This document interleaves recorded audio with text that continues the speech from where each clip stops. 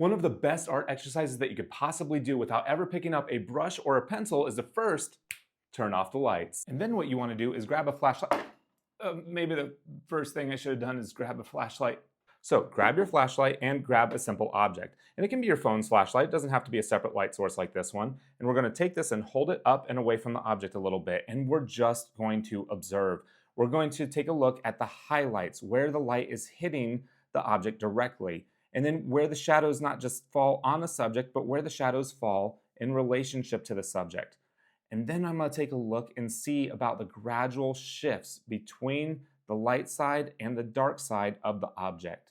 I'm also going to start to notice things like the reflected light. So right now, my light source is up to the right, which means there shouldn't be any light down here, but there is, and that is the reflected light. That's the light bouncing back off the surface and then onto the object again.